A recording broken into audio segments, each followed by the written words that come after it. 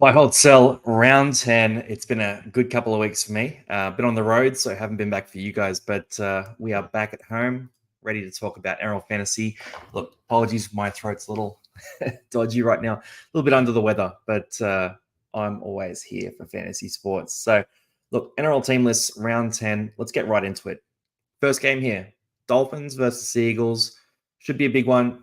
This is where the Manly draw gets a little bit tougher. So we were talking a few weeks ago about how Manly's edges are going to be really good over the next few weeks. They had that Canberra game a bit looser. They had the Parramatta game a lot looser. The Dolphins tighten up a little bit. And they've got, I believe it's the Storm, Panthers, and Broncos in a 4-week stretch. So that's going to be pretty good. And has it started for anyone yet? Josh, of course it has, mate. Of course it has. We're right here. Hopefully it catches up for you in a second. But yeah, look, exciting game here first. So for the Dolphins, Trey Fuller, Jermaine Asako, Jake Averillo, Herbie Farmworth, Jack Bostock, Cody Nicarima, and Isaiah Katoa. Pretty regular backline. We've got some of the guys back pretty soon. So Hamiso, for example, is back very soon. That's going to push Trey Fuller out of the team. So if you don't have Trey Fuller now, don't be buying him. A few questions about Asako. Asako is a guy who I actually had on the pod list last week. If you're watching, I said to buy Asako last week. Look, do we like him this week? I still think he's a bit of a stud, but the problem is that price is a bit higher now. So we'll go into Asako in a bit, but you're not getting as much of a discount. Last week it was 577K, which was much more exciting. Thoughts on Farmworth? If you need a center and you want a pod, I actually don't mind Herbie at all. I believe it was a pec injury. He had not a pec, a shoulder, something upper body. Should be okay. I think he'll be fine in terms of bouncing back and staying fit for a while. Forward pack, Jesse Bromwich, Jeremy Marshall-King, Mark Nichols. Good-looking rooster there.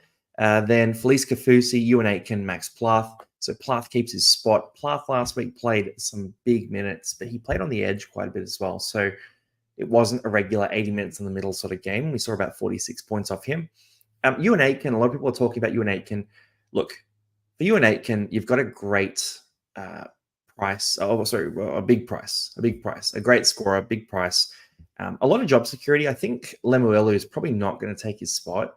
And it feels like Kenny Bromwich won't either. The risk is that maybe at some point he moves to center, doesn't play 80 minutes. You know, there's a few sort of things about that there. Yeah, Jahu's thrown it in. The Discord, we chat a lot on Discord. Actually, if anyone's on Discord, drop the link into the chat so anyone can see that link as well. There we go. Jahu's just thrown it up. We talk a lot, and there's about 500 fantasy coaches in there now, which is pretty awesome. So Ewan Aitken's a guy who's being talked about a lot this week. Dolphins buy schedule is really good, so I like the idea of buying Dolphins players, but Ewan Aitken, you are paying top dollar for this guy. So that's pretty dicey. Mohamed's throwing a question in here. Is Fairlungo a buy for Pappenhausen? Yeah, I think he's a great shout. They won't rush Pups back. You know, obviously Pappenhausen's a freakishly good player. He's had some bad luck with injuries, so I would be thinking that Fairlungo gets a good run. And the fixtures, we'll go to Manly now, actually. Do I have concerns for Manly? Absolutely. So when I was saying buy Garrick 2 weeks ago, I was looking at that and sort of thinking, you know what, you got to do it now because there was 2 really good games and then it gets really tough. So off the top of my head, I believe it's the Broncos, Storm, Panthers, and a buy in the middle there as well after this week. So for Ruben Garrick, you're in a pretty dicey spot if you have him. I mean, look, he's pretty cheaply priced and he can score well in tougher fixtures, but I just reckon I wouldn't be rushing to buy Ruben Garrick now. I think he's had the best of it. He might have a good score this week, and I think he'll cool off over the next month of footy. Going into the Seagulls here. So Tommy Turbo's the next guy here. Had a better game. You stick with him for this week. Dolphins is a game that he could potentially exploit. And then, yeah, mate, that's a coffee as well. That's a sign of the times here. I need the boost. But Jason Saab, Tola Teakola, Ruben Garrick, Tommy Talau, the legendary Tommy Talau, been on fire. He's kept his spot for quite a while now. He's into the 300s, so that's pretty exciting for those of you who have Tommy Talau. Then Luke Brooks and DCE. If you're going to sell any of these Origin players, I think maybe after this week, you could sell DCE now if you wanted to, but there's nothing too exciting in this back line. Then Taniela Paseka, Carl Lawton, Josh Aloye, Ben Trebojevic, Corey Waddell, and Jake Trebojevic. If you've got Waddell is going to be a 42 average in general. So I'm not super worried about Waddell if you have him, but that 20-point game last week really did hurt you in terms of break evens. So if you want to sell him, go and sell him. If you want to keep him, he'll probably score 40 points or whatever it is this week. Carl Lawton, I wouldn't be too excited about. It's only a 1 week issue. It's a concussion for Lachlan Croker. And also we got Chan Kum Tong in the bench there, so he'll take some minutes in the middle as well. The guy who I'm eyeing off a bit here, actually, and it's nowhere near coming true, but Matt Lodge is very cheap and getting cheaper. He has had 2 absolute howlers for fantasy the last 2 weeks. He's playing like 20 minutes a game. It's not great. But if he ever gets back to a 40 to 50 minute role, which it might be tough to do at his age, he's a guy that I would look at buying 100%. And yeah, spot on. We'll go through team by team. So Para are actually the 3rd game. So we'll be at Madison in a second to talk about him. Panthers and the Dogs. And this is sort of like Panthers versus Panthers a little bit in recent years. Look, for the Panthers side of the ball, big thing to note here is Paul Alamotti comes in. So Isaac Tungo is out. Look, Alamotti, he's been really good. You can't justify buying him because you couldn't guarantee that many of these guys, I mean, Brian Toe is probably the one that you can guarantee for Origin. But for Alamotti, he's a bit of a freak. Like, he's been playing really good footy. But I don't know. He's just dicey for that starting spot. So I couldn't bring myself to buy Alamotti, but in draft leagues, I absolutely love him. We did a draft league on the Discord last night, actually. And I stashed Alamotti with that last pick. And a lot of you guys were spewing about that. Rest of the backline, look, Dylan Edwards is in great form. There is a slight risk that Dylan Edwards is the Origin fullback. We have a new coach coming in. I think that it's about 80% chance that Tedesco keeps the fullback spot. Maybe a 15% chance of Dylan Edwards, and then maybe a 5% chance of someone else like a Turbo or someone like that. But Dylan Edwards, I wouldn't buy him right now just because he's already priced up. He's already expensive. Don't stress it. You just got to let that one sort of sail on by. Taylor May finally had a big score. I think he will be better than he's priced, but I wouldn't go and buy him. At the same time, though, I need to go buy a wing fullback in the center. So Taylor May is kind of tempting there at like 520K or whatever he is. So that's kind of interesting. Nathan Cleary comes back in as well for the Panthers. So that's pretty cool. Look, if you have Nathan Cleary, enjoy the run. The Dogs is not a bad matchup. It should be a bit of a tougher matchup, which means he's going to run the ball plenty, I would expect. So I think Nathan Cleary will have a day out and probably be one of the best scorers of the week this week. Forward pack, you've got Moses Leota, Mitch Kenny, James Fisher-Harris, Luke Garner, Liam Martin, Isaiah Yeo. So we've got no Sorensen. He is not on the extended bench as well. So Sorensen's still out for a bit. That means Luke Garner stays in the team, and Lindsay Smith probably plays a bit of edge as well. So really, for this pack, there's not anything too interesting here. There's people talking about Isaiah Yeo as a potential buy. I wouldn't be buying any Origin players right now. I just reckon it's going to be really tough for us to build full rosters through the Origin period this year. It's been tough in regular weeks, let alone Origin weeks. So from my view, I think Isaiah Yeo, I think you got to let that ship sail a little bit, right? He's already been getting a few rests here and there. He normally is pretty solid, though. So one thing I will say about Yeo compared to someone like a Payne Haas, for example, is that Isaiah Yeo normally plays those big minutes when he's backing up, whereas a Payne Haas will play 10, 15 minutes left and less, and play even less after that too. Would you sell Sorensen? Good question, Joshua. So would I sell Sorensen? It's a tough one. I think he'll be back really soon, but the issue is there are so many other good options around. I would be open to selling Sorensen, but I wouldn't be rushing to selling him. I would sell someone like Pappenhausen before Sorensen, for example, but I'd be open to doing it 100%. And then, a lot of questions about Strange. I really like Strange as a hold. I think Strange will be about 600K at some point this year. He's going on a really hot run, and he's going to be really good through the Origin period. So Strange is someone I'd love to hold. Then this is a tough one. Conflicted about buying a center. You've got 3: Tomoko, Strange, and Arthurs. Is Blaze a buy? Let's get to Parramatta in a second. I'll talk about Blaze and Parramatta in a moment. And also, by the way, guys, at the end, we'll go through team by team, and at the end, we'll go through some questions about specific trades and that kind of thing as well. So I'll run those too. On the doggy side of the ball, Blake Taff, Jacob Kraz, Bronson Jerry, Stephen Crichton, Josh Adokar. You got Matt Burton and Drew Hutchison on the halves pairing there. Look, it's a pretty similar thing. Zeri is not a guy that anyone's really paid much attention to for fantasy this year. Taff comes in. If you had, oh my God, I'm forgetting his name. Connor Tracy. Connor Tracy, he's obviously out of the team now, so Taff will probably keep that spot, I would say. I wouldn't go and buy Taff either. I'm not super interested in most of these guys. There was a period where Josh Adokar was at a good price, but not right now. For the forward pack, Max King, Reed Marnie, Josh Curran, Viliami Kikau, Jamin Salmon, Kurt Mann. Now, this is my one and only warning to you all. If you played Jamin Salmon last week, you got extremely lucky with this guy. Last week, Jacob Preston was there, got 0 minutes in that game. You cannot count on that happening again because you know who the two of the better edge-back rowers are in the comp right now? You've got Viliami Kikau and you've got Jacob Preston. A guy like Salmon, he maybe moves back to lock.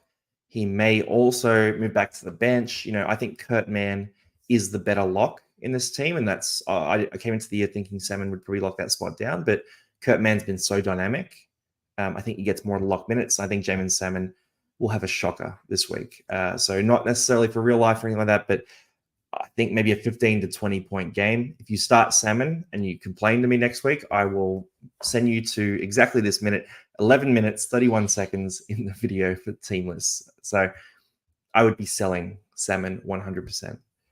The rest of the team here, look, Josh Curran, a lot of people talking about him. I wouldn't go and buy Josh Curran. I just reckon he's had all the benefits in the world, and he's averaged about 47. Last week, pretty underwhelming score with some attacking stats as well. So no, Minecraft Goat, you cannot be holding Jamin Salmon. Who should I buy?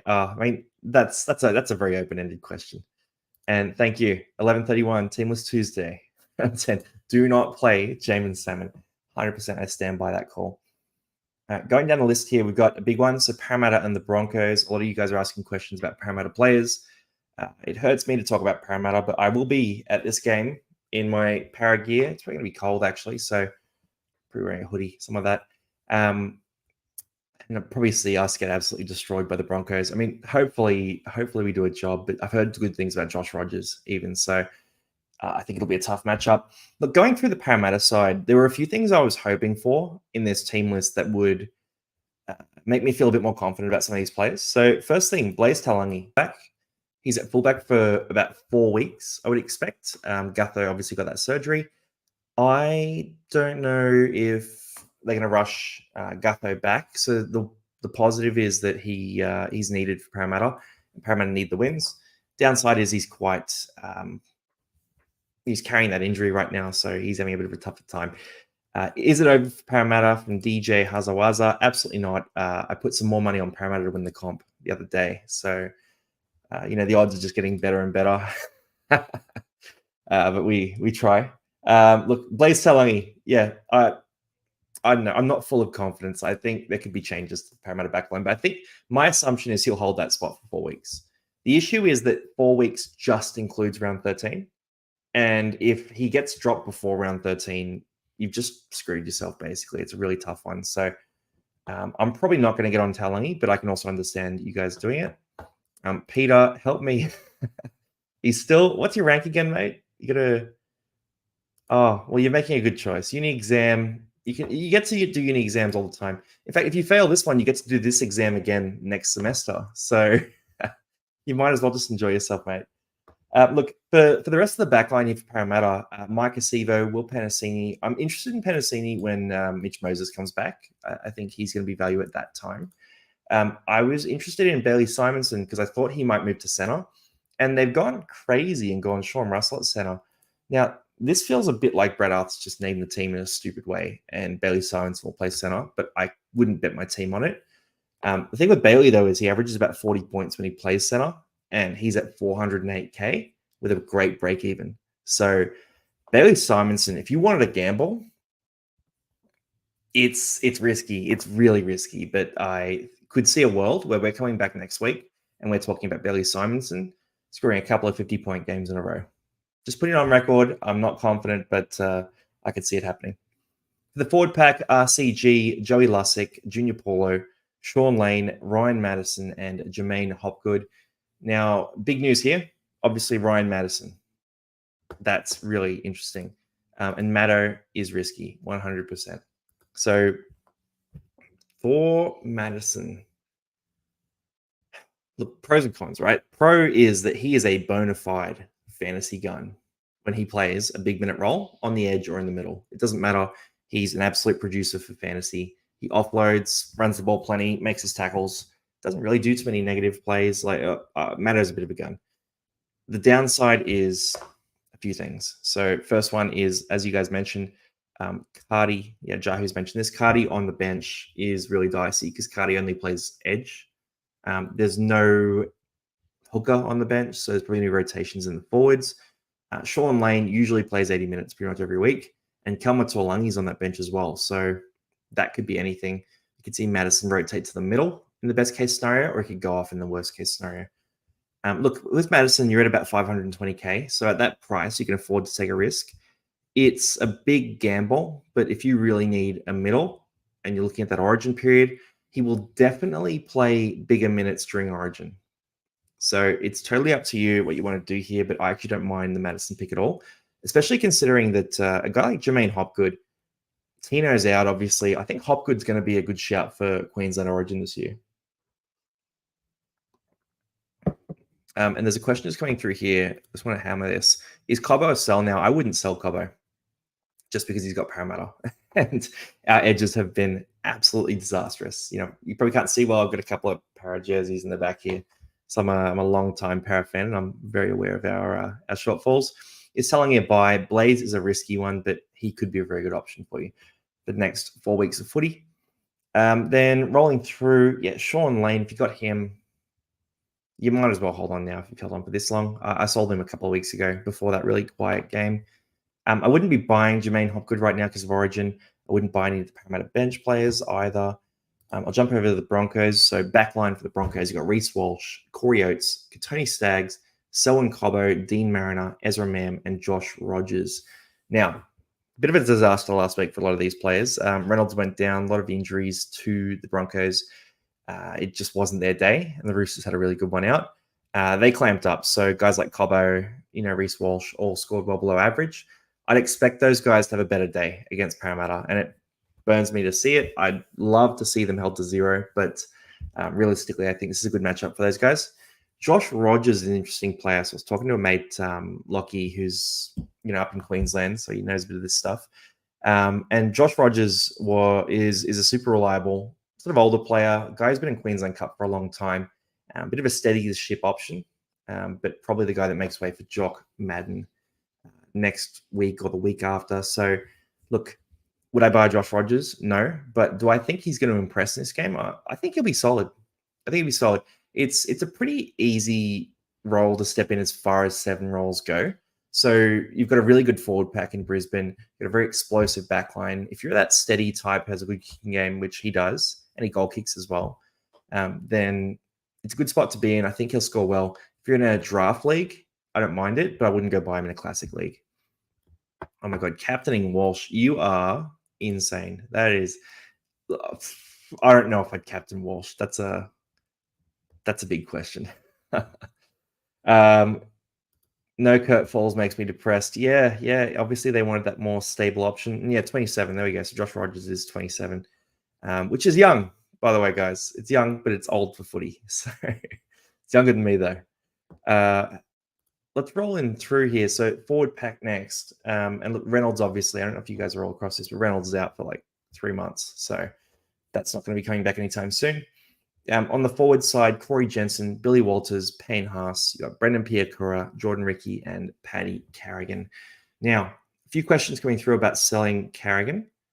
I don't mind that at all. I think he's a solid guy. I think he'll churn out a 55-point game here. The issue is that without Payne Haas, he was a 60 to 65 player.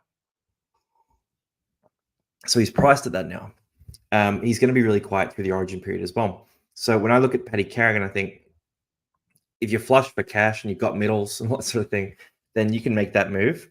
The issue is a lot of us have, say, Smithies, for example, or we had Terrell May or these sorts of guys, and you don't actually have the luxury to sell someone like Carrigan. Because my team, for example, I've got Smithies on the extended bench. I've got Max Plath, who I'm really happy with, and then I've got Ruben Cotter and Paddy Carrigan, who are playing good footy, but through the Origin period aren't going to be so effective. So I've got a bit of depth, so I could probably move Carrigan next week. But I've seen a lot of teams where they need to go and buy a mid rather than sell. So I would just be keeping that in mind. Paddy Carrigan, while he's probably going to drop a little bit of cash over the next few weeks, isn't the worst guy over the next few weeks of footy. Thoughts on Pia Kura coming through from Creative Mechanism? Pia Kura, he kind of scores like a winger in terms of his fantasy production.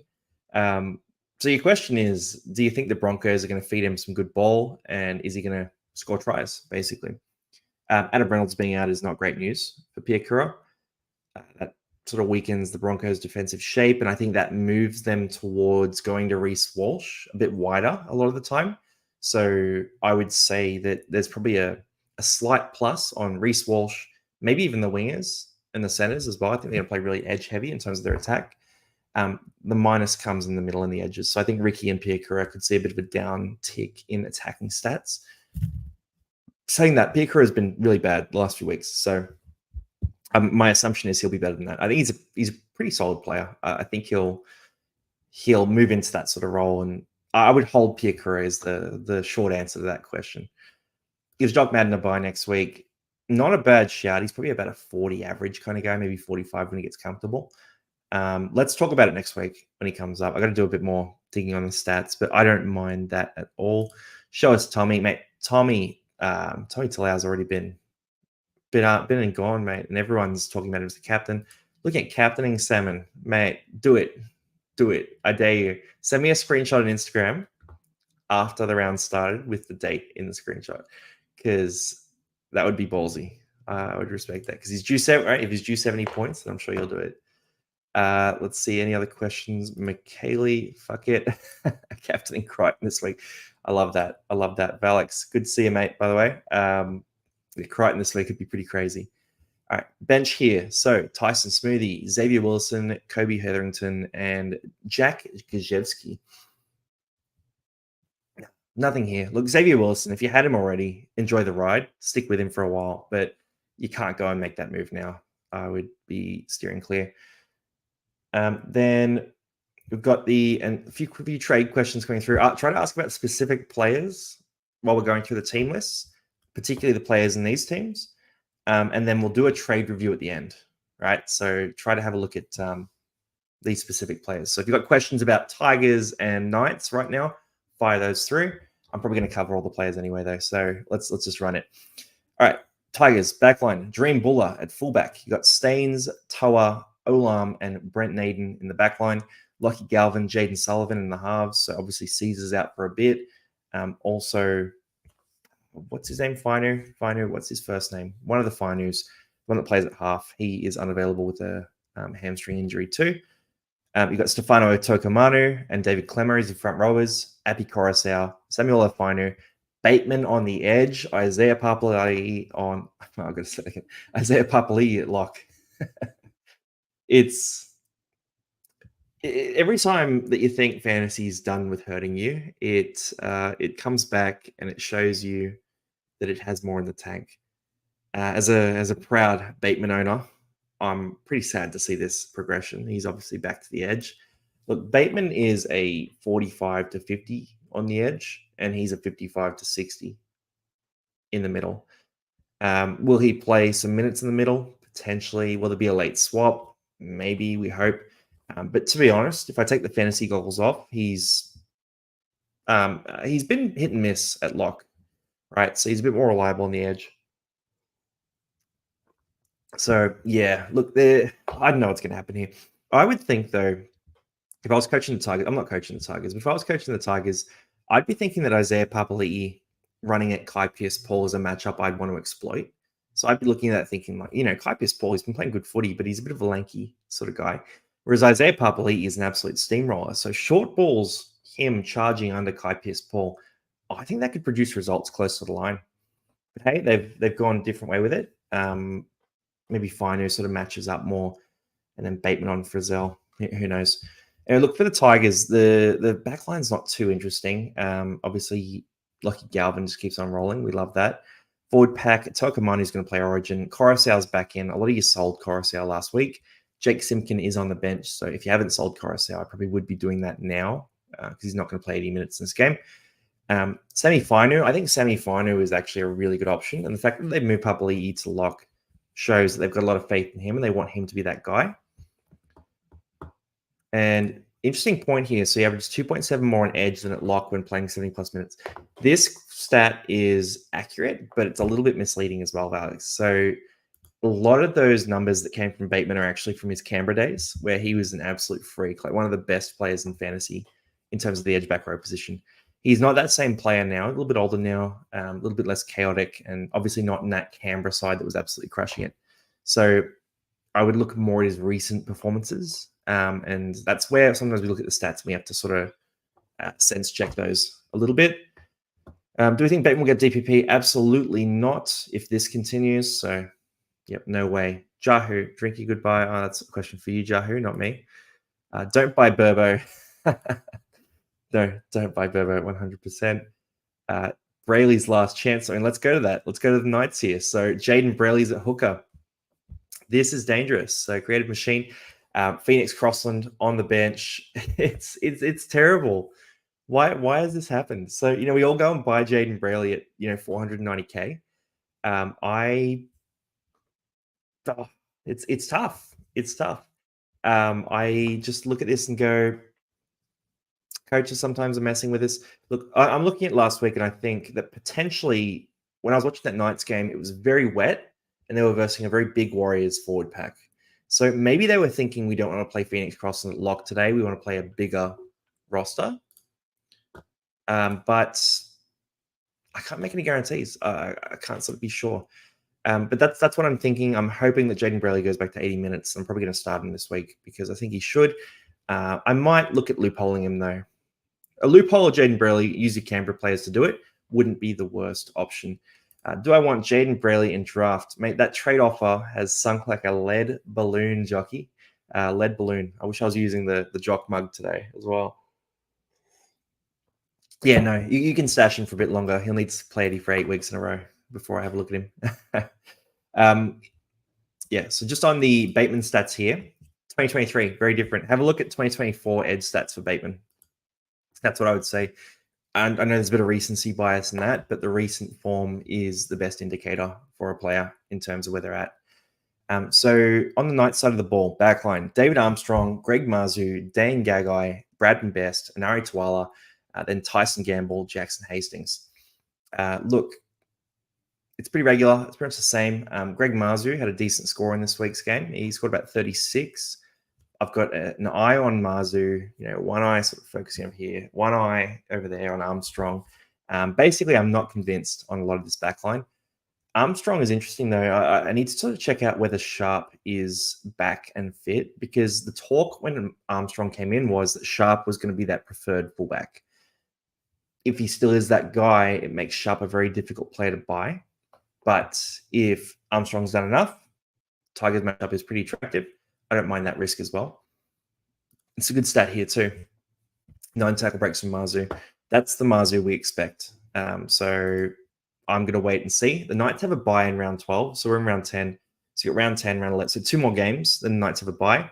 I will buy Marzhew after that bye, potentially. But we'll see how it goes. And here we go. So we've got Josh. He played cut last week. Yeah, so that's for Sharp, right? Okay, so maybe Armstrong has won the spot. We'll need to have a look at this more. It's more of a team list reaction here. Yeah, here we go too.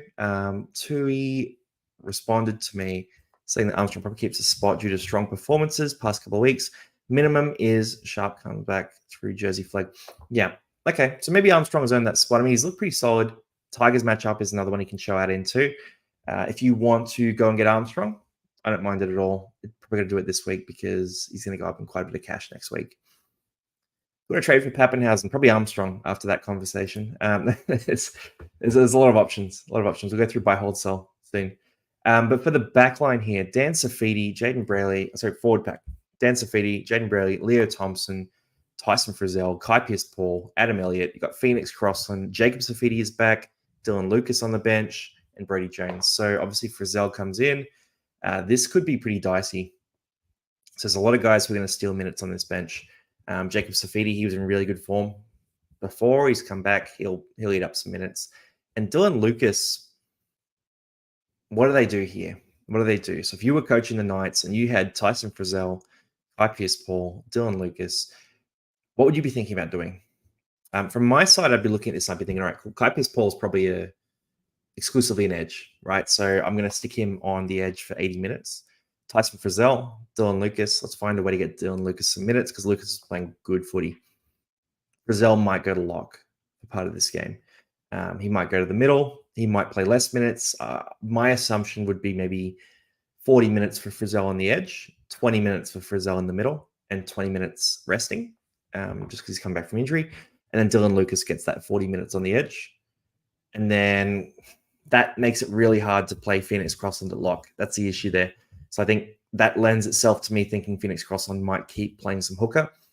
This is where we just need to make sure we're loopholing Brayley rather than starting him potentially this week. So that's what I'm going to do. Like, lots to talk about in this Knights team.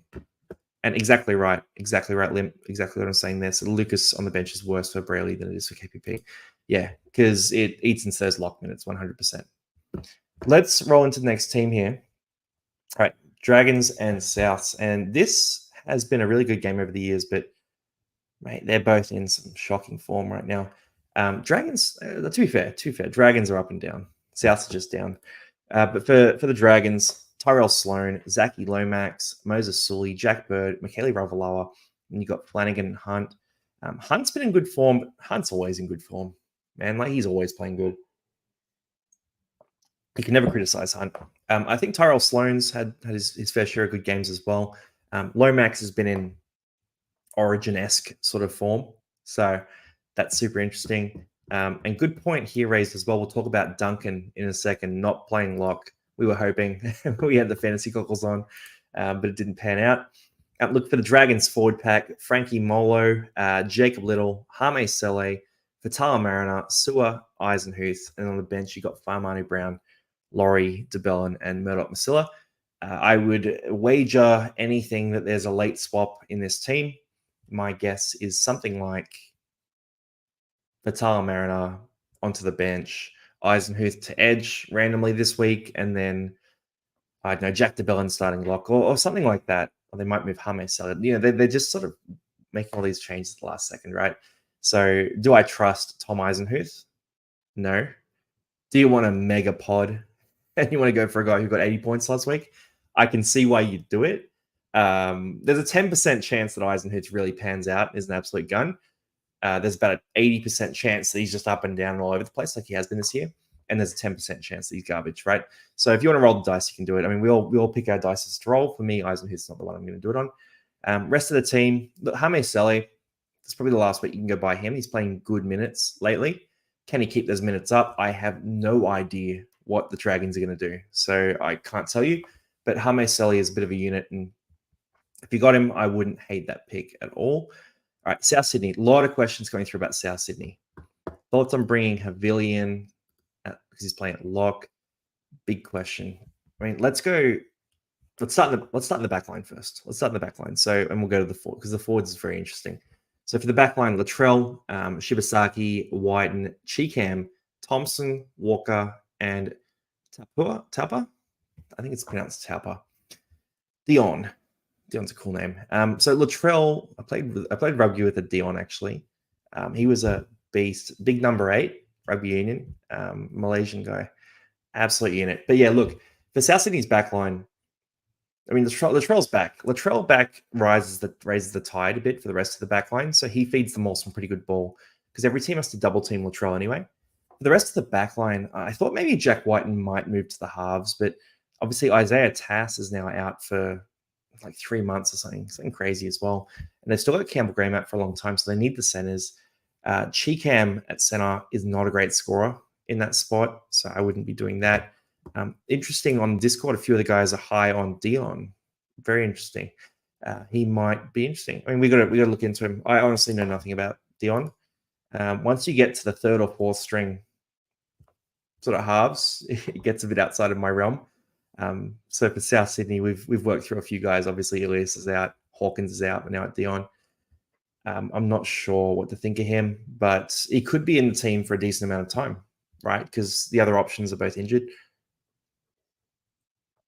I'm very okay with waiting a week on this and just watching him play, seeing how his role is, all that sort of thing, and then making a call on it because we don't have that many spare spots in our rosters right now. So, and we've had a lot of cheapies recently too. So, wait a week, see what happens. Big question here. Would you pick Garrick or Drinkwater? I think Drinkwater is way better and has way better fixtures than Garrick. Garrick was really good for the last 2 weeks, but I think he'll cool off as time goes on.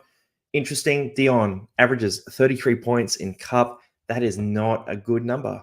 Not a good number. That makes me a little less excited for him. So he's probably not going to be that guy. For the forward pack, Davey Moale, Damien Cook, Sean Kepi, then you've got Kalama Tangi, Arrow, and Havili. A lot of people are talking about Damien Cook, and I'm going to put it on record again that I think Damien Cook will sort of go hot for the next month of footy. I think he'll warm up. I think this will be a bigger game for Damien Cook. I will call it that Damien Cook will outscore Coruscant over the next month of footy again, right? So I'm on record. There's a bet on Discord about that, but I just think he heats up, and I think Souths can, I don't know, put in a bit of an effort, right? With the coach being sacked, like surely they're going to fire up. Surely they're going to fire up. Say the line exactly. always saying the line. I see South getting flogged. Look, they could easily get flogged as well. I just reckon they have to fire up at some point. And surely Latrell coming back, they get revved up here. Look, in terms of the forward pack, don't be tempted by Jai Arrow, right? You will watch Jai Arrow, and every single week where you're thinking about buying him, he'll score really well. The week you buy him, he'll play 20 minutes or he'll pick up an injury or something like that. He's just hasn't been able to stay on the field. And as much as I love him, he's a really good player, seems like a good guy, but just cannot stay on the field. So don't go and buy him. Silva Havili, this is really interesting. So when I'm breaking down the bench here, you've obviously got French, Duncan, and Burgess who are going to come on. Mamazulius in the hooker spot potentially as well. It's a tough bench to read. I think that Duncan might move to the starting spot or might play 60 minutes off the bench at lock. I just think that I just have this feeling, right? And it's don't go buy him. He's a high break even, so I don't have to put any money on the table for this call. I'm not going to go buy him, but I just reckon Duncan has to grow into a role. You got the coaching change. The issue is that last week he was one of the only healthy players that wasn't in the 17. So I don't think he's rated super highly right now as a first grade ready player, but you got no Cam Murray. He is that sort of next guy up at the lock spot. So theoretically, he should do it, right? And yeah, a few guys mentioning here that a few other sources thought he would start at lock as well. So Fox thought that too. Yeah, look, we'll see what happens. My prediction is he plays pretty good minutes, and he's an interesting one we talk about next week. This week he has a big break even anyway, so we don't have to worry about that. Good question. Another collab with Blindside. I've got to get Blindside on soon, actually. Great page as well, guys. If you search Blindside NRL Fantasy, he posts a lot of in-depth analysis, particularly written stuff on the Instagram. So that's Blindside NRL Fantasy. They're really awesome guys, actually. So rolling through here for South. Yeah, look, Havili, would I buy Havili? Probably not. I think you can afford to wait a week on basically everything in South Sydney. That's the boring call I'm going to make here. Wait a week, see how it pans out. You've got a lot of time without Cam Murray. And when Cam Murray comes back, he plays Origin anyway. So there's a long window here. And we can sort of just wait 1 week and see how this plays out for us. Let's roll through here. Storm and the Sharks. And this is a whopper playing for that minor premier spot. First versus second. Let's see what happens here. So look, a couple of guys missing on the Storm side of the ball. So Fa'alongo, first things first, he comes into the fullback spot for Pappenhausen. Can Fa'alongo stay hot? I'll tell you what, he's been red hot in his limited time in international and NRL footy. I'm looking very closely at him as a buy. So look, Pappenhausen, it's a 4 to 6 week injury. They're not going to rush Pappenhausen back anytime soon, I don't think. You look at the Storm right there at the top of the table. Pappenhausen's one of the best players in the game when he's fully fit. Give him the time to recover and bring him back when he's fully ready. And that means that Fairlongo is going to get that spot for quite a while. So I'm excited about that. I'm very strongly considering buying him this week. You got Warbrick, Remus Smith, Nick Meaney, Grant Anderson, you got Cam Munster, and Tyron Wishart. Nothing real much to comment here. Jerome Hughes is out, obviously. I believe it's not a long-term thing. I think it was a calf strain or something like that. He played a lot of the games with it, though. So we'll see what happens. Look, Wishart is actually at a really good break even right now, though, because when he has played, he's been quite good. So if you did want to get Wishart, you go do it. I don't think you should do it. I don't think it's going to be long enough. So there we go. Yeah, a couple of comments coming in. 2 to 3 weeks confirmed. Yeah, that's what I was thinking. It's not super long term. Question here on Radley. Have we done the Roosters yet? I'll just comment on it. I think it's really risky. Actually, we'll go through the Roosters in a sec because their bench in particular is terrifying for rotations and all that. Longy, what do we reckon for Meaney? Not much. I think he's pretty stable. I think he is what he is. I think Jerome Hughes and Pappenhausen being out hurts him. So I wouldn't be going and buying him. Then a couple more questions. Who should you get for Oregon Kafusi, Hazelton? We'll go through those guys in a sec for the Sharks. Should I get for Pappy, Karaz, Garrick, or other? We'll go through those guys. So I've got to buy a wing fullback and a center this week. I've got to do a proper analysis on this after this is more team list reaction. But Fairlongo, Lewis is saying it too. I think Fairlongo is one of those guys that I'm eyeing off. I've got about 870K to buy 2 guys. Fairlongo is about 400K. So that leaves me about 450 450 by the other guy, which I don't mind. Armstrong's a good option there too, though. Yeah, 100%. All right, forward pack. Christian Welch, Harry Grant, Josh King, Sean Bloor, Eli Katoa, Trent Loiero. Actually, guys, while we're here as well, could you drop your ranking into the chat? Your current ranking. I'd love to see sort of where everyone's sitting in terms of their ranks.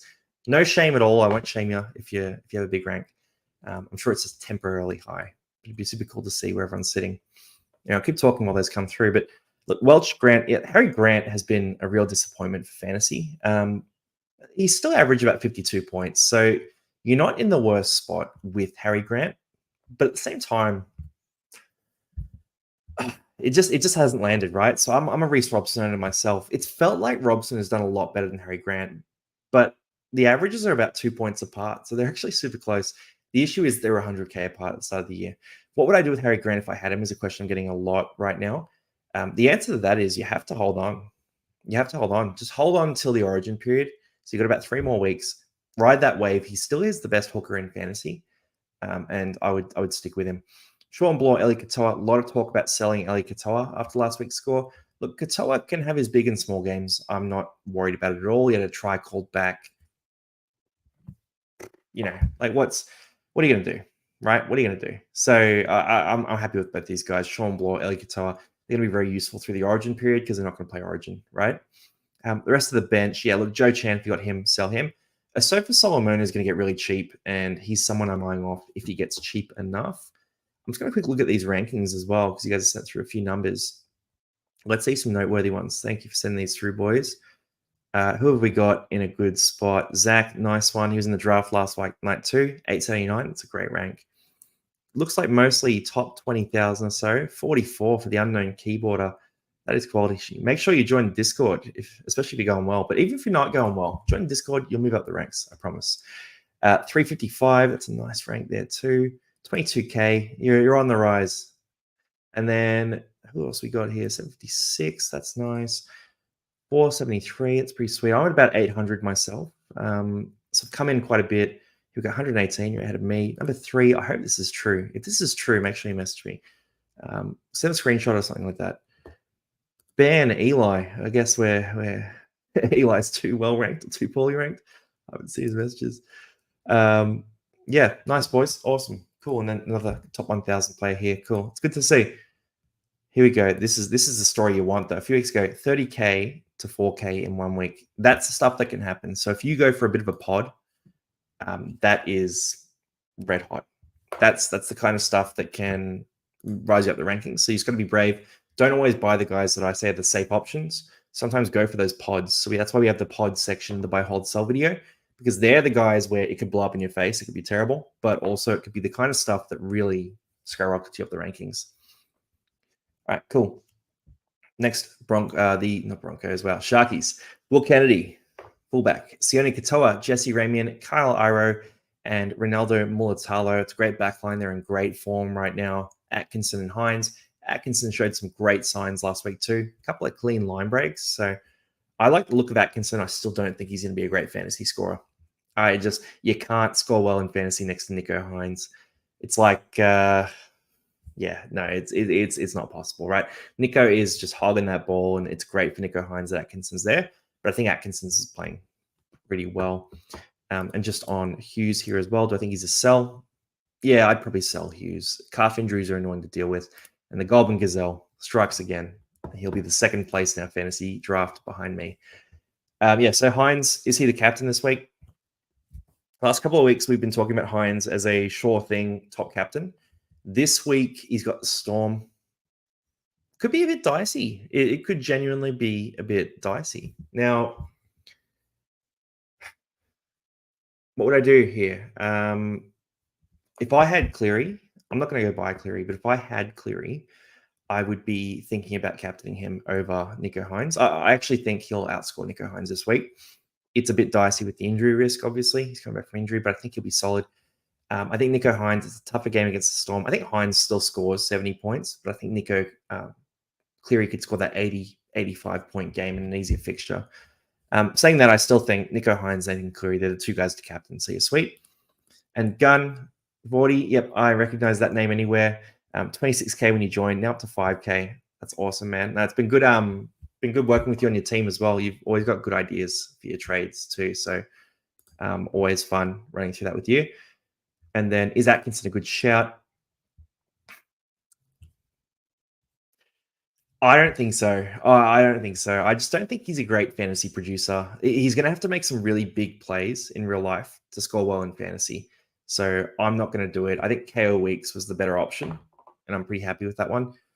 But yeah, probably not. Is Hines a buy? Oh, yeah. He's playing good though. The issue is he's probably going to play Origin now with the way he's playing footy. So yeah, might as well. I mean, him and Cleary are kind of close to equivalent as captains.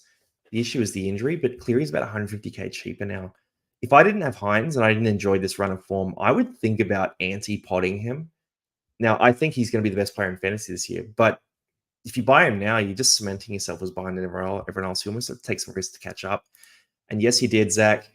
Jahu, we did it. You got to send me the meta for Lukey versus Hosking. That's the key. You versed me this week. I'm sorry for your loss, obviously, in that one. That's a tough one. Thoughts on Dom Young? We'll go to the Roosters soon. Is Mulatalo a sell? He was never really a buy, was he? You could sell him. Thoughts on Sua? Yeah, Sua Falongo. I love Sua Falongo. I think he's an absolute weapon. I don't think he's going to be a great base fantasy scorer, but he has so many attacking stats in him. He's at that Storm system that he's going to absolutely kill it. The Cora Pod Gang, he was in the Pods video the last couple of weeks as well. He's been absolutely killing it. Then 100%. And thank you, Jahu, for jumping into the chat as well and answering so many questions. My right-hand man for all this stuff, especially on Discord as well. All right, so Sharky's forward pack. Everyone wants to talk about Tom Hazelton. It is so hard for me to analyze Tom Hazelton. Like, I'm finding Tom Hazelton really difficult to objectively analyze because on the one hand, I love a big, bold forward as one myself, but can he keep scoring tries like this? So Hazelton's career first. I'm just going to look at footy statistics here. He's a career 33 average in 29 minutes. That bodes well. If we look at when he's playing, I guess he always plays prop, right? If we look at minutes over 30 minutes, when he gets over 30 minutes, he averages 43 points in 41 minutes. If he gets 40 plus minutes, he's averaging 48 points in 44 minutes. And that's mostly this year. Could I bring myself to do it? I don't think I could do it. 611K, it's really tough to make that call. He's got to keep scoring tries. It's really dicey. There's the Discord link, by the way, guys, if you want that as well. But it's really dicey for Hazleton. If you want a big pod and you want a prop that you can count on scoring tries, maybe do it. I couldn't bring myself to do it. Oregon Kafusi, I'm much more confident in saying no about. I think if you're going to go one of these two guys, it's got to be Hazleton over Kafusi. Nakora, it's sort of now or never. He's absolutely killing it. So yeah, I would maybe do that now if you need to do it, but if not, then don't worry about it. Kenneth, Jack Williams, Talakai, Royce Hunt, Hamlin, ULA. Talakai played like 20 minutes last week. He scored well. Don't be fooled by the score. His minutes have been really poor. So for Talakai, if he ever got back into the center spot, he's going to be really cheap, and I'll buy him at that point. But until then, absolutely not. Kale Iro, though, he's been a base stat machine, absolute machine, and he's been rock solid for Cronulla. They've been winning games, so they're not going to change their team configuration too much. The issue is, not too much of an issue here.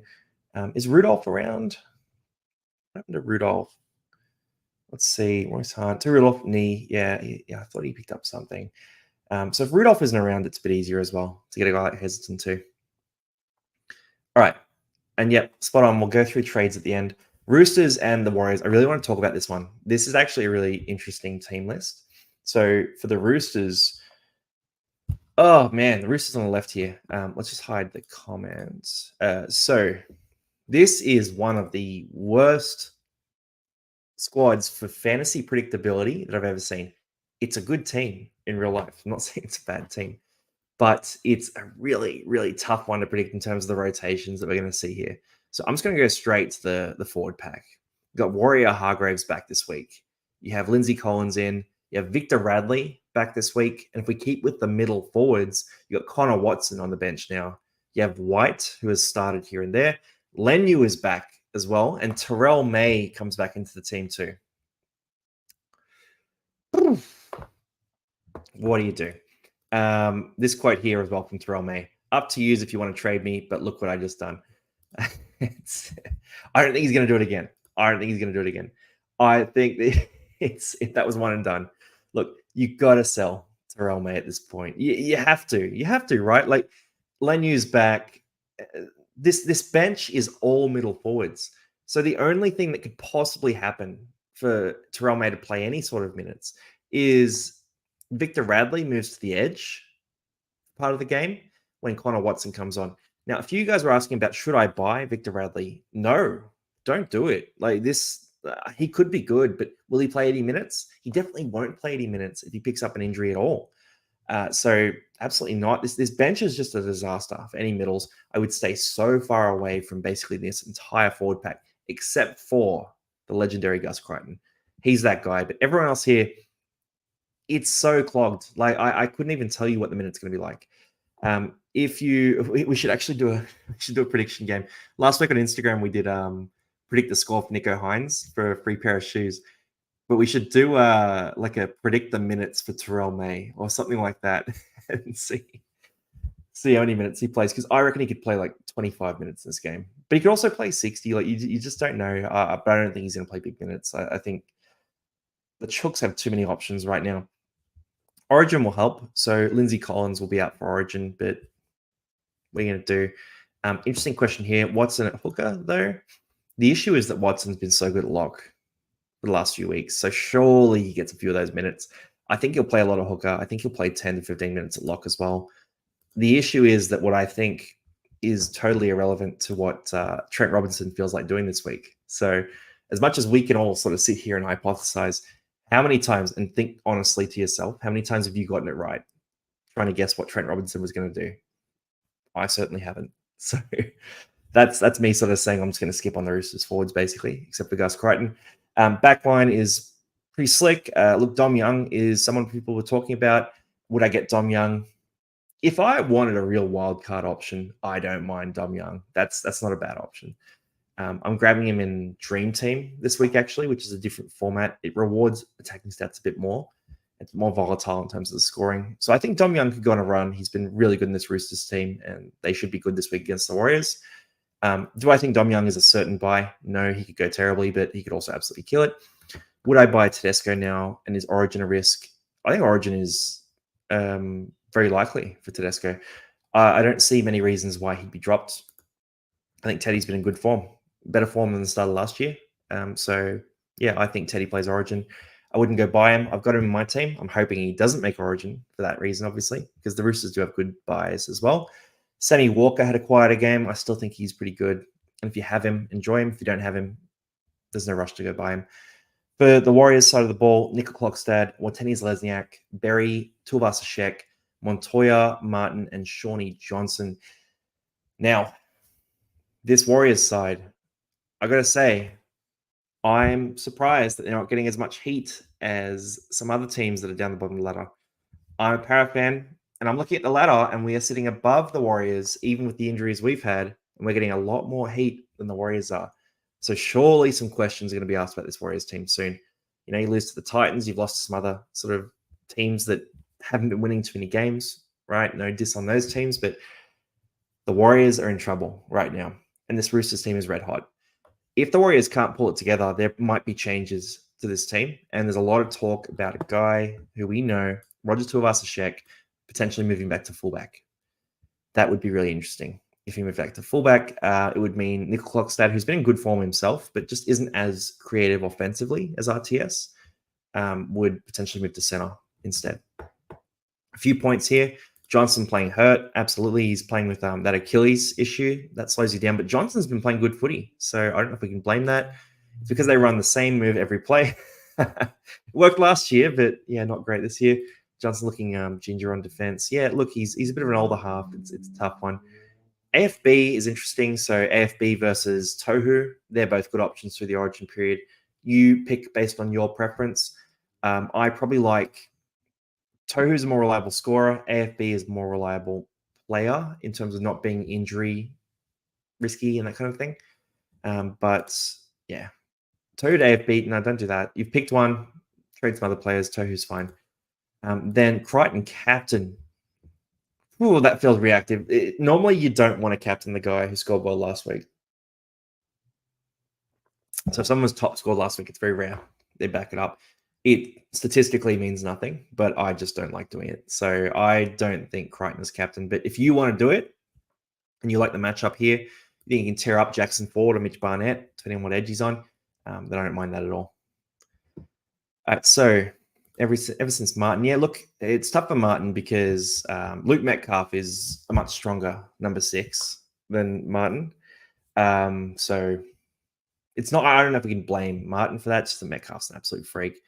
Is Brandon a sell? Oh, you've copped a lot with Brandon Smith.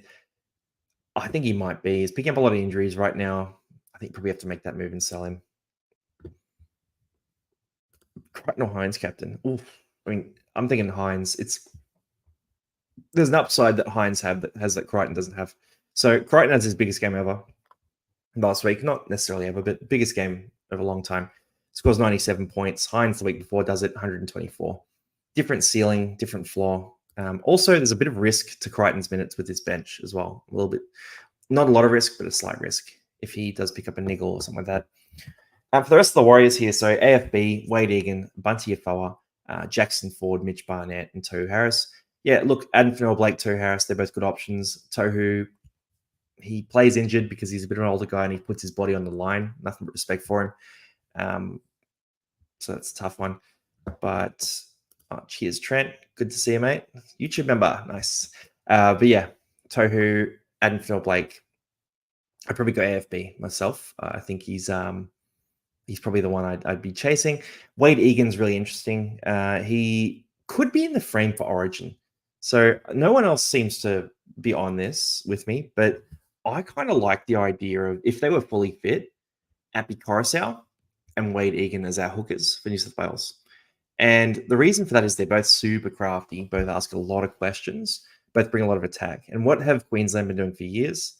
They've been going Harry Grant and Ben Hunt in those spots, who are both, again, super explosive, very creative hookers. So I like to look at that. I think Egan's played well enough. And if you've got a hooker on the bench, then durability isn't that important anyway, because he's not going to be playing 80 minutes. We're not going to rely on him. So I like that. Yep, a few of you guys are on this as well. Egan, number 14 for Origin, 100%. Over Robson is a good question. Robson's been playing all right, but I think he doesn't bring that creativity the other two do. He's probably a little more solid in defense, though. Doesn't miss as many tackles as a Coruscant, for example. So you could do that too. You could do Damien Cook. There's a lot of options for the Blues. And Egan likes to hit his head against big props. Yeah, I mean, you got Coruscant on the bench, right? So you can probably live with it. The issue is they love Damien Cook because he covers center, apparently, and fullback. So yeah, look, rest of the team, Warriors, isn't super interesting. And then we've got Sunday game, 4:00, Titans and the Cowboys. So we'll go through this game, then we'll go through a bit of trade review as well. I'll talk about some of the trades.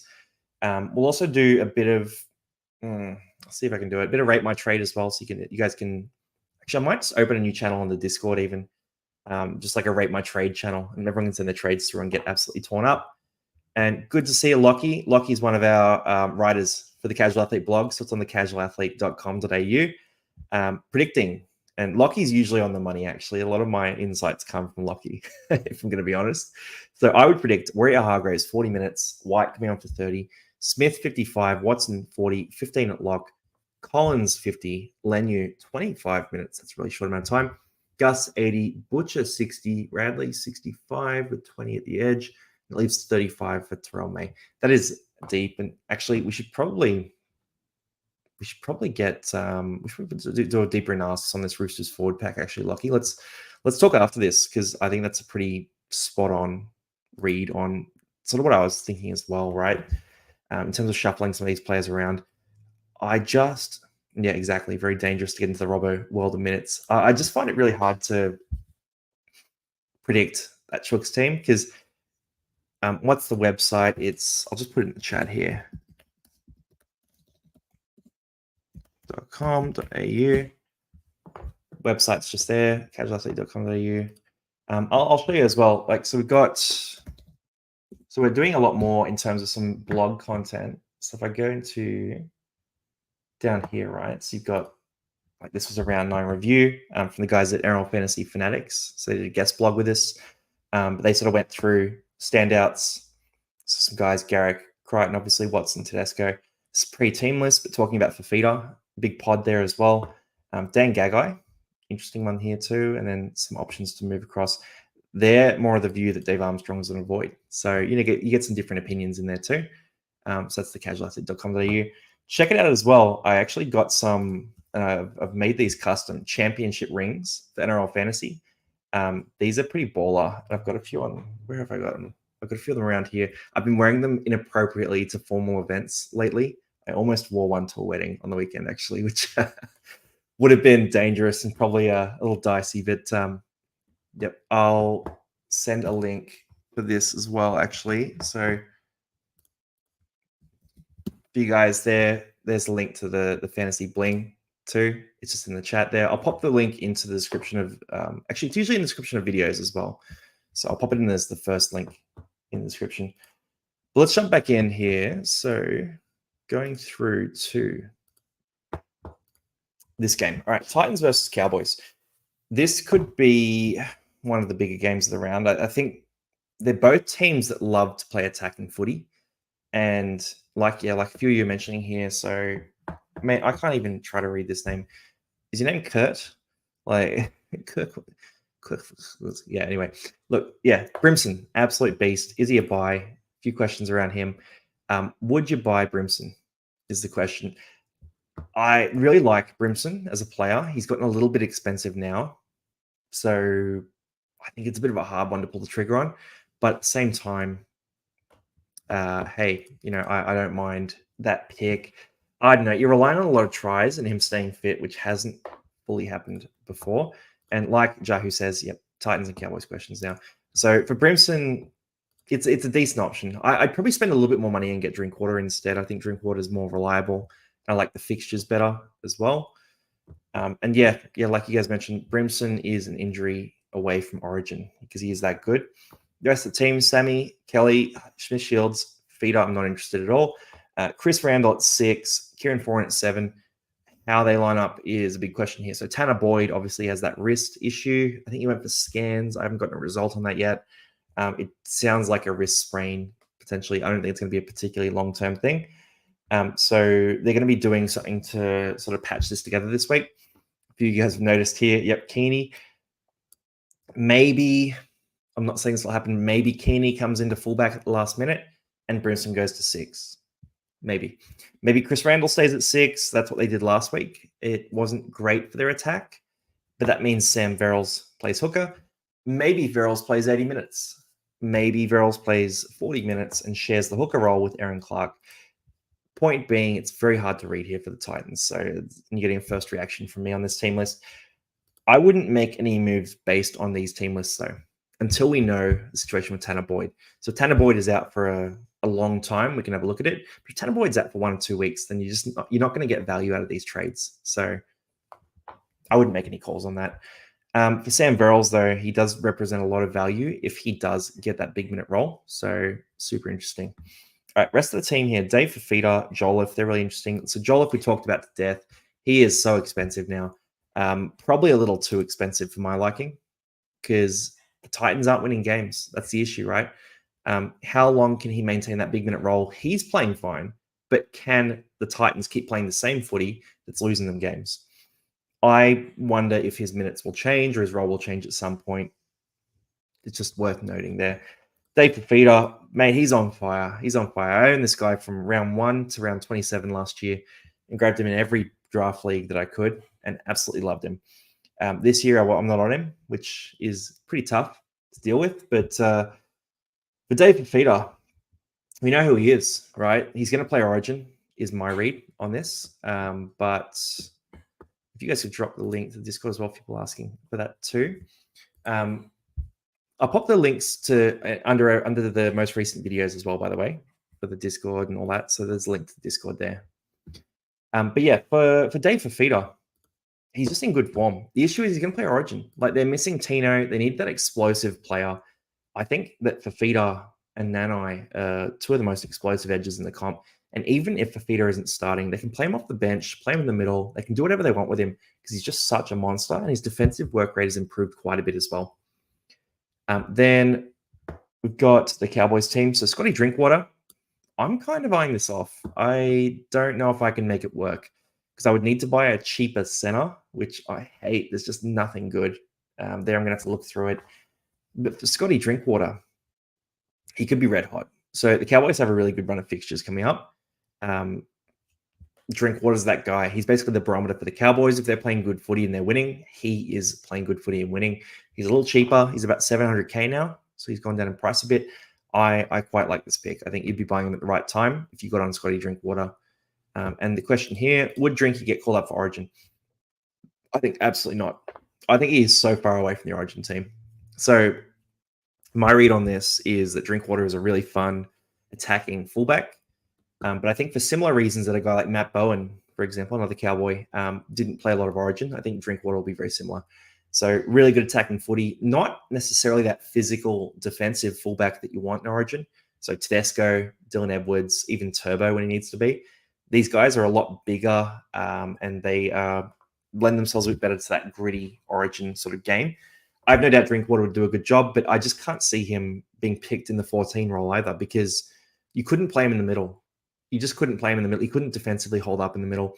And if I was going to play a utility 14, I would think Matt Burton is the easiest choice in the world for that role. So he covers center, he covers half, and he can put up those disgusting, dirty bombs. And those are super valuable in the Origin arena. So yeah, I can't see Drinkwater being in the Origin team. I wouldn't worry about that too much.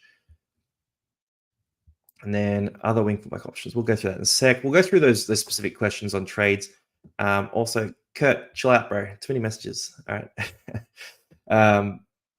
For the Cowboys, though. So Tommy Dearden's been playing pretty good footy. I wouldn't touch the rest of this backline too much. Val Holmes, he'll play Origin. Chad Townsend comes back in. Clifford, great backup half for them to have. They're pretty happy with that. Jordan McLean, Griffin Neem in the front row. Reece Robson. And I'll tell you what, this week, it was a good week. A good week to own Reece Robson and Ruben Cotter. Those boys absolutely carried me. Yeah, they're on fire. Look, Robbo is a slight Origin risk, and Cotter is a near Origin certainty. Finafuaki is another guy to talk about here. Halem Lukey played 23 minutes last week, or 29 minutes, but he'll play more minutes this week. I'd say he gets up to about 40, 45 minutes. The question is, what do they do here? And I mean, my first read on it before looking at this team list was that one of them will play some middle minutes, and that's probably I don't know, Lukey's done it before. Finapuyaki, I feel like he's built more for it, but he's a bit younger, so that might be a bit harder to do. So they might play some middle minutes and share between them. If I had Finapuyaki still, I sold him last week. I was pretty happy with that, even though he went up in price. I don't want to be playing the Cowboys edge back rower minutes roulette game anymore. I'm really sick of it. So I don't want any part of Lukey and Finapuyaki for a while. But Lukey could get cheap. So I might just contradict myself completely in a few weeks' time. For the bench here, this is more interesting. So Thomas McKaylee, mate, what a PPM beast. What a PPM beast. And if we go into McKaylee's numbers, I just want to get the stats here so I can tell you exactly what it is. So across his career, he's a 29 average in 34 minutes. If we look at games in, let's say, this year. So this year he's averaged 19 minutes and averaged 30 points.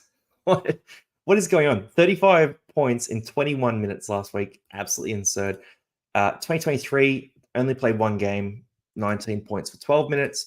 2022, very limited, but 1 PPM exactly. So he's a PPM guy, basically.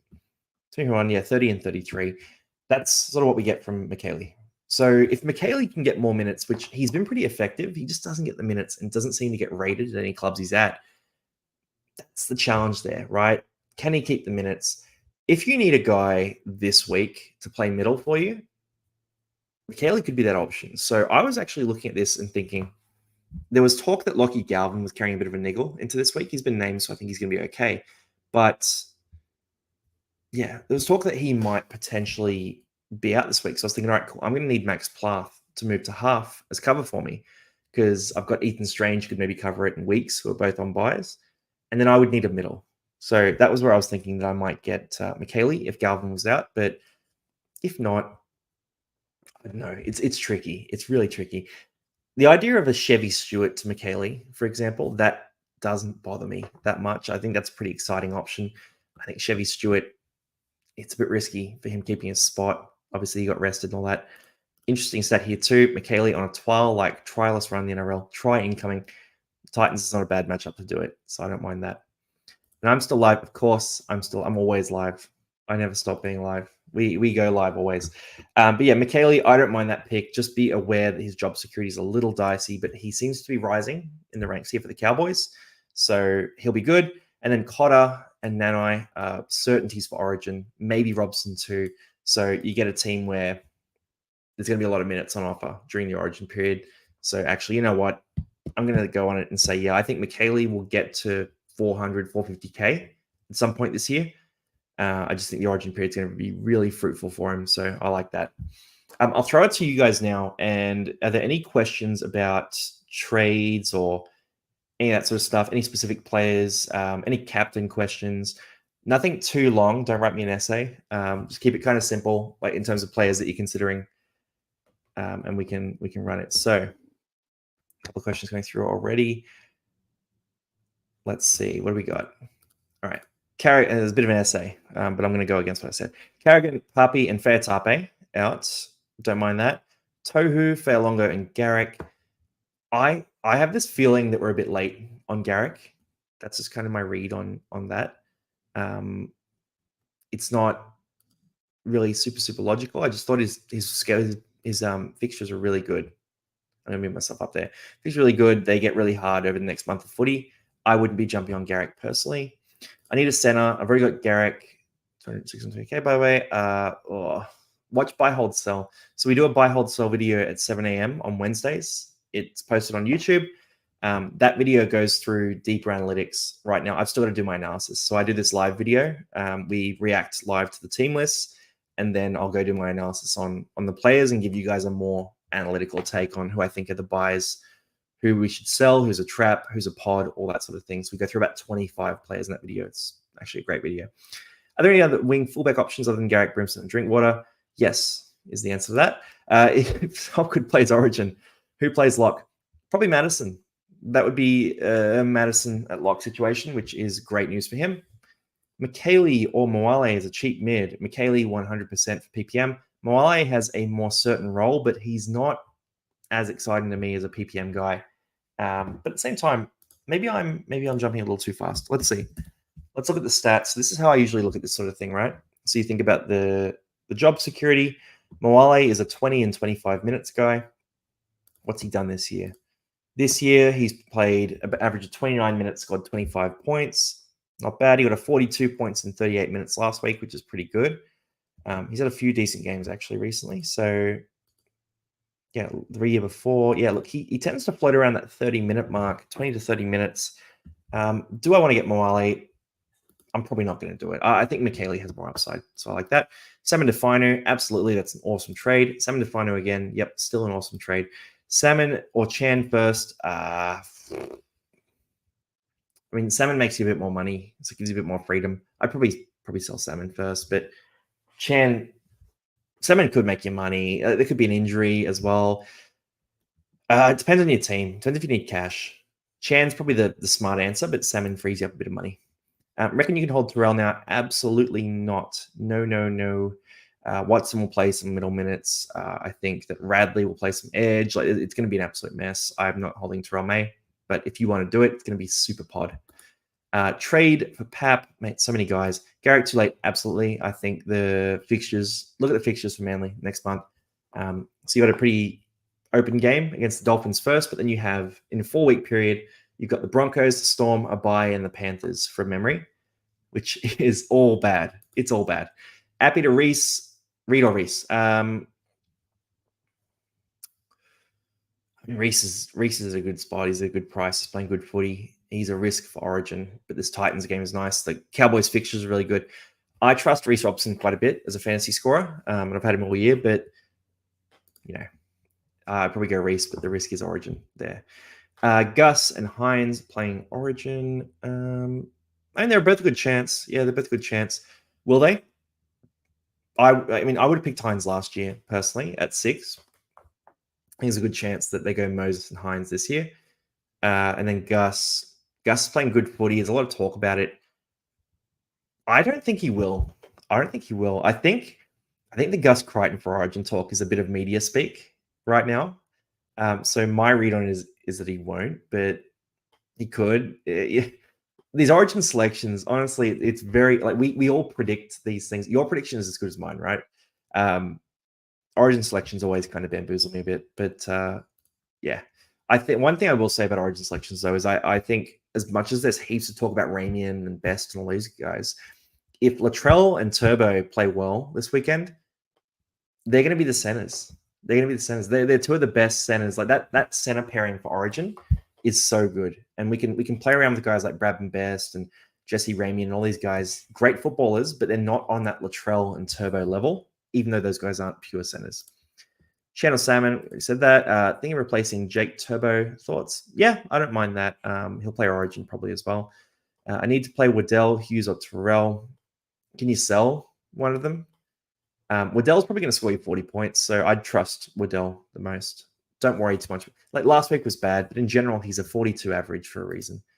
Are there any other wing fullback options other than Garrett? Yep. So Paps to Drinkwater. I like that a lot. Whether to sell Cobbo for Garrick, do not do that. Cobbo will outscore Garrick this week. Maybe not this week, but Cobbo will outscore Garrick over the next sort of 3 weeks, is my guess.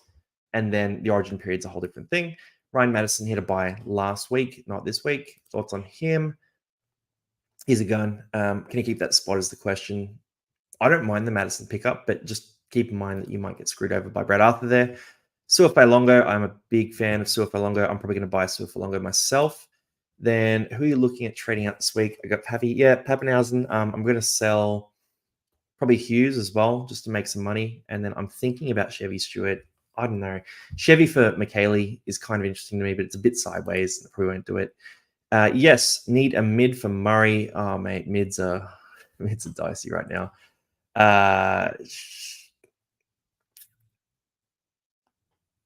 Plath is really nice, but he's a bit expensive now. You could go cheap and go like a McKaylee sort of option. I still reckon Hame Selly is kind of interesting. You could just get an Adam Fanua Blake type if you want to pay up. There's a few options. It's not super interesting. Do you have to pay to get questions answered? No, but you can on Discord. There's a way you can upgrade and get like one-to-one fantasy coaching if you do want that, or more specific advice. There's a few people who are in in the higher levels who will go through sort of team lists and trades and sort of squad structure and all that sort of strategy. And really, the goal there is to get everyone up to speed to the point where they're just as good at fantasy as the best players are, and then they'll be free to run. And hopefully, some of those guys turn into content creators on the casual athlete as well. That's my big goal. I want to make this a big community. Salmon Definer, yep. Thoughts on Madison during the bye rounds? How many more questions are coming through? Madison, yes. Trading in Cleary to play alongside Hart, no, don't do that. Perhaps for Garrick, Garrick, I'm a bit mad on Garrick now. Feeder a buy, yeah, you could do it. Don't spam questions, be timed out. Yep, good call. The draft this week, Pit 3, Latrell, Dom Young, Sako, or Taruva. Sako is really reliable. Latrell is the best player of the lot, but Latrell plays through Origin. I'd probably go, I think Asako is the safe option there. He was the top scoring wing fullback last year in total points. Keep Brelly. Yes, keep Brelly. If not Garrick, then who? We'll go through buy, hold, sell, but I like Fairlongo better. Center is really hard. I need to do some analysis on center. Some Definer. Yep. Wishart. Nah. I wouldn't do Wishart. It's too short a time. Hughes is out. 7 Definer. Everyone wants 7 Definer. Yeah, Finer is good. I like Finer. Guys. Best centers to buy, best centers. I'm going to answer that question in buy, hold, sell. Trades. What is a solid ballpark for trades remaining? In your opinion, how many do you have left? I think I have like 22. Let's have a look. Let's see what I have. Got 19. Ooh, that's worse than I thought. 19 trades. Look, there's different approaches to how you attack your trades. So my team's gone from rank 4,000 2 weeks ago into 1,300 last week into 864 this week. So from that side of things, I'm trading pretty hard to try and buy some ranking spots. What do I recommend is probably a different question. So my view is I like to also OW fantasy spots. Let me know. Are you another content creator on NRL fantasy or NFL? It's like an NFL ball. But yeah, I like to use my trades hard. So I like to trade hard, fly close to the sun, take a risk, and you get 8 trades after the origin period as well. So I think we're going to be okay. But other people like to save trades. So I do NRL fantasy with Paulie, for example. Awesome guy. He's got a completely different approach, right? So he holds his trades and likes to come in hot when everyone else is out of trades. And he often has a lower rank at the start of the year, but then surges towards the end of the year. So it's a couple of different options there. I like to use my trades early, and I don't really worry too much about saving them because if you're buying points, is sort of my view. Are there any other wing fullback options other than Garrick? Yeah, I swear I've seen this question like 8 times. Holmes, Farmworth, or Cobbo? I mean, Farmworth, of those 3. Not necessarily because he's the best scorer, but he's not playing Origin. And the Dolphins have an amazing buy schedule. So yeah, Farmworth 100%. Adam Elliott to Plath. Yeah, I mean, Adam Elliott has a really good buy schedule. I try to keep Adam Elliott myself. Joey Manu, fullback during Origin, could go bigger yet. Joey Manu's been in hot form. Yeah, he's been in hot form. Roosters have a really good buy schedule as well, so I don't mind this pick. You're paying pretty heavy price for Joey Manu, though. That's the risk. He could have some quieter games in the lead up, but yeah, I don't mind this pick. I think it could be good. All right, Garrick, he's up against Remus Smith and Taylor May with those harder games, which is piss easy. Taylor May is not a bad defensive center. Remus Smith, yeah, he's not a juggernaut himself. Storm defense is rock solid. So I would say it's still good matchups. Fair Longo, worth it to hop on. For Fair Longo, yeah, I like Fair Longo a lot. Yeah, jump onto him for sure. Would you rather Farmworth over Garrick? Yeah, I kind of like that pod. I mean, if you can wait a week, it's better. But I don't mind that Farmworth over Garrick move. I think the buy schedule for the Dolphins is really good. And I think Garrick's fixtures are tough. Need 2 wing fullbacks and a center. I can't keep answering questions, guys. Jump on the Discord. So I'm going to put Discord in the description of this video. And every other video it's in there. It says join the conversation, Discord. But I'll put it in there. There's heaps of sections where you can ask questions. And our YouTube has a cool feature where you can give me money as well. That's cool. Do you think Cardi is a buy when he drops to? Yeah, 100%. So Cardi's going to be an absolute scoop up. Yeah, once he gets to that good price, if he gets back to that 80-minute roll, 100%, 100%. Here's the Discord link, by the way, guys. This is the place where we talk trades and all that kind of stuff. There's some other very good fantasy coaches in there as well. So you can just chat with them too. A lot of the ideas are ones that we're sort of sharing with each other in there. It's about 450 people there right now. So that's the place to be. And actually, great point here as well. Asako, remember Farmworth? Farmworth doesn't pass the ball. So that's actually a really good point about Asako. He probably doesn't help. And then like the stream. Yeah. Go and give it a like, give it a comment, give the stream a like as well. It's always useful. I appreciate that. Anyway, guys, should I do more head-to-head videos? We sort of cover head-to-head a little bit with the trades. Trade talk, so buy, hold, sell is super relevant for head-to-head too. But yeah, I guess we don't go specific into head-to-head strategy. We might do that towards the end of the year. I think that'll be where it's more interesting. But for head-to-head, my different advice is that you need to save trades. And if you're the team, if you can make the finals and save a bunch of trades, then head-to-head, that's the play, right? You want big cash, you want big roster, you want a lot of trades, so you can make those moves late in the season when everyone else is stuck with injuries. No worries, guys. All right, quickly, Minecraft Goat, shoot your question through again, because apparently I was one away and I don't want to hurt your feelings, mate. So I'll look at that last question. Paps to Karaz, a good trade. Yeah, it's fine. Bateman or Pierce Paul. I think Pierce Paul has got a really good schedule. Best stream this year. Oh, thank you, mate. Appreciate it. It's always fun with you guys. You guys shoot some really good questions through. Is Para winning the comp?